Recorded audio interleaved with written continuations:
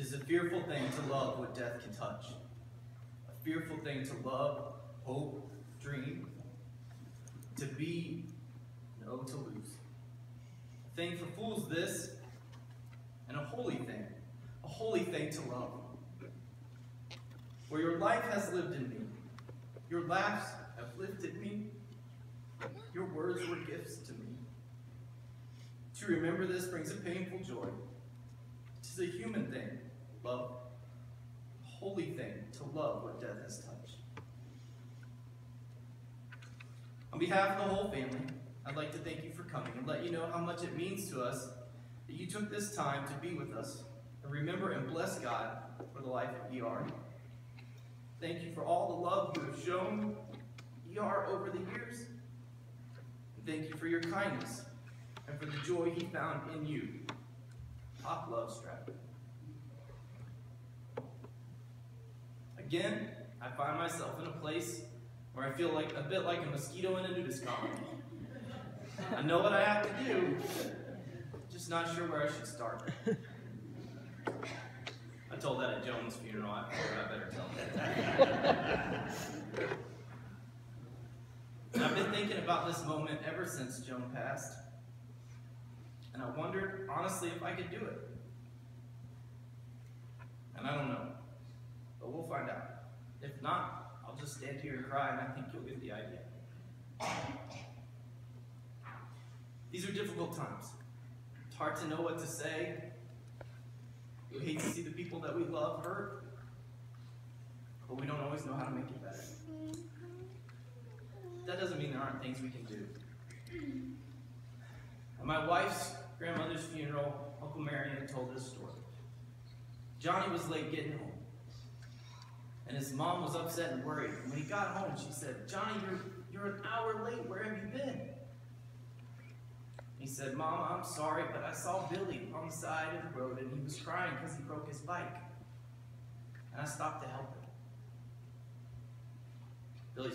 Johnny's mom said, "You don't know how to fix a bike." He said, "Oh, Mama, I didn't stop to help him fix his bike. I stopped to help him cry."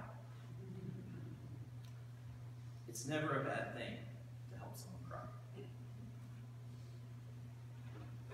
If you read Pop's obituary, you know that there were a lot of words to describe him. ER was a son, a husband, a father, a grandfather, and a great-grandfather. He was a hard worker, an honest businessman, a loyal friend, and sometimes an ornery cuss. Sometimes.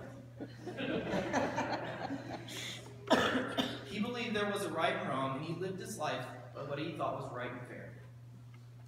He enjoyed life, and he loved people around him. This is what makes losing him so hard. He has gone home and is reunited with Joan, but for those of us who hold him in our hearts, the hole that is left is enormous. It's like being at sea without an anchor. How will we keep from drifting? But ER provided us with an example that will guide us if we are willing to follow. Will we live into the legacy he began for us? Here's a word you didn't read in his obituary. I would have never thought of ER as a teacher. And yet he taught me so much. He taught me how to hunt and fish, camp, and use a knife. He taught me how to use words like dadgummit, boy howdy, my gosh. He taught me how to drive, and he gave me my first car. And I always remember we were driving down the Beaver Highway about 55 or 60 miles an hour, and he was teaching me to downshift. And he said, "Okay, go ahead and shift down now." Well, first, it's the easiest one to downshift in because it's all the way on the left.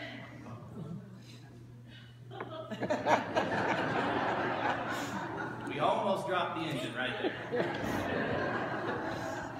But he wasn't mad. He just explained it to me like, you gotta go from fifth to fourth to third, and you gotta go slowly. Because he knew I didn't know. He taught me how to fly, but since he crashed his plane, I decided not to be a pilot. He taught me how not to raise quail. because no matter how many bought, they all died. But he sure wanted quail. He taught me how to catch a mouse with your pant leg. Evidently, if you just make it look like a little hole and then chase them around a little bit, they'll run right up in there. Then you got a mouse in your pant legs.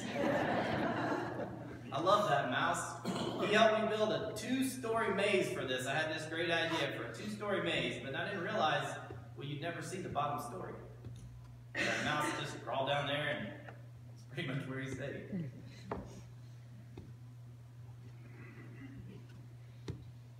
ER was the one that taught me how to whistle a tune that nobody knows.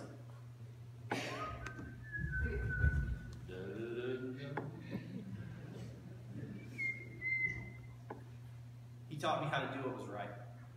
I remember when he was trying to sell his building, I came up to help him replace some ceiling tiles, and we went down to the hardware store and bought some for $5.40 a box. And we went and started putting them up, and at lunch he said, "We're going back. They didn't charge me right." I said, "Well, yeah, they didn't. You know, they charged you too much. Let's go back." And he goes, "No, they charged me. They didn't charge me enough." And I was like, "Well, that's kind of their fault, right?" Like, nope, it's not right. So we drove over to the hardware store and they checked. Nope, sure enough, it $5.40. And he said, "Okay." I said, "Pop, what do you want to do?" He said, "Well, let's go eat." So we went and ate. But it wasn't enough. We went back after we ate, and he said, "Try it again." He said, "Look, no." So finally they looked and looked, and they realized it was $5.40 per sheet, and there were 8 of them in the box.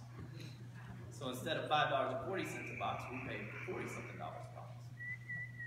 But he said, "No, that's right. I've never seen anybody that's happy to pay more for something as he was."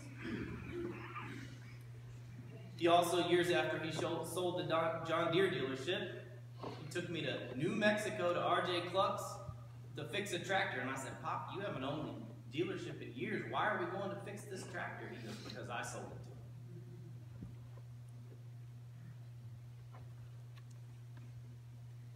He taught me how to clean a water tank, how to paint turtles, how to catch rabbits and bring them home.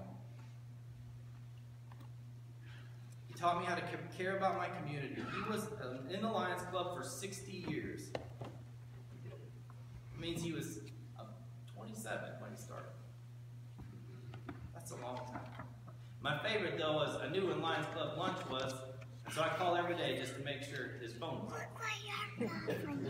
"Hello? Is your phone off?" "Nope," and you got me fined again. Which was especially fun when he was the tail twister.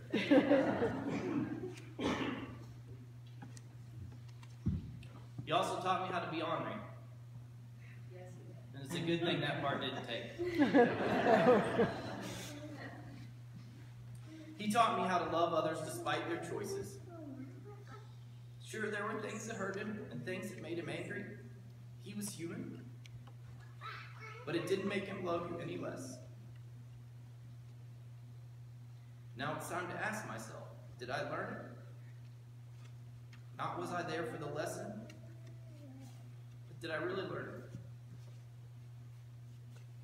it? ER and Joan began a legacy in 1952 when they got married. Can I continue what they started? Will I live into the name they worked so hard to build? God says not to take his name in vain, and what it really says is do not carry my name lightly. Like a football player wearing a jersey, we wear the name of God everywhere we go, and people will see him and perceive him by the followers he has. ER knew that doing the right thing was an all-the-time thing, and that loving others, especially when they didn't deserve it, was the best way to carry God's name on. Love. Love is a fearful thing.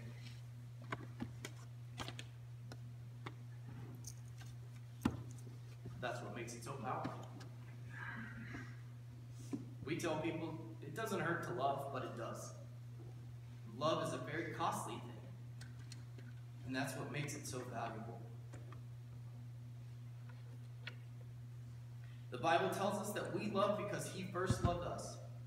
God loved us so much, it says that to tell us just to give it away. He created us in his image, an image of love. We are to love others as he has loved us. Love is an amazing gift, and you can't take it from me because I give it freely. God shows us this in his Son, who he loved and gave for us. Jesus himself says, "No one takes my life from me, but I have the power to lay it down, and I have the power to resurrect it again." Why? Because he is loved. I've been asking myself, how am I going to do this? How am I going to get through? And I realize I will get through because I am loved.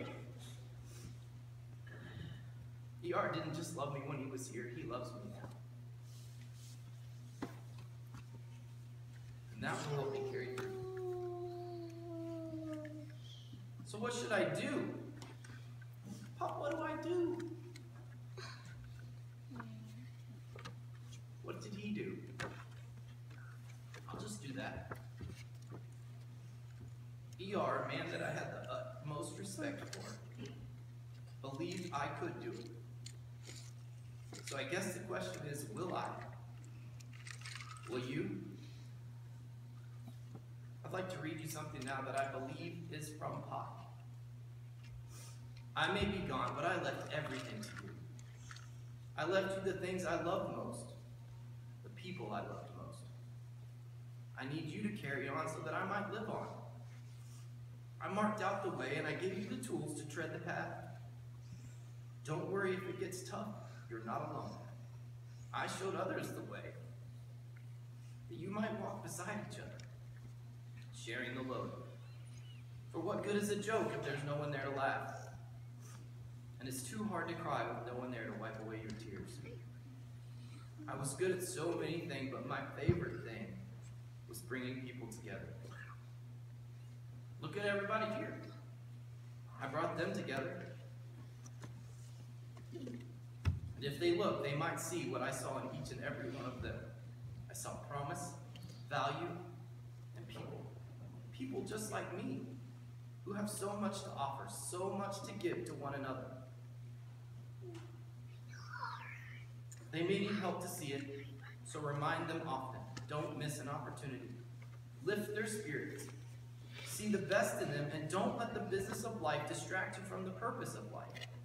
It's easy to lose sight of your goal in the day-to-day, but people are not a means to the end. They are the end.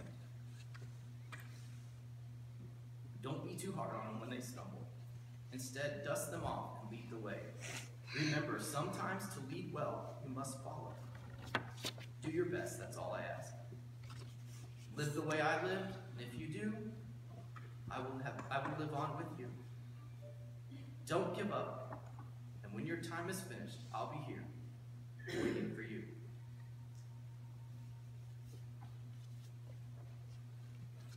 Pop has since finished his race, and now it is time for us to run ours.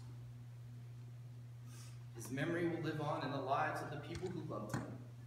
May we follow his example to laugh in our lives, treat others with respect and dignity, be honest and forgiving. May we love one another despite our faults and our ups and downs, near or far, just the way he loved us. When I die, give what's left of me away to children and old men who wait to die. And if you need to cry, cry for your brother who walks the street beside you. And when you need me, put your arms around anyone and give them what you needed to give me. I want to leave you something more than words or sounds. Look for me in the people that I know and love. And if you cannot give me away, at least let me live in your eyes and not in your mind. You can love me best by letting hands touch hands and letting go of children that need to be free. Love doesn't die. People do.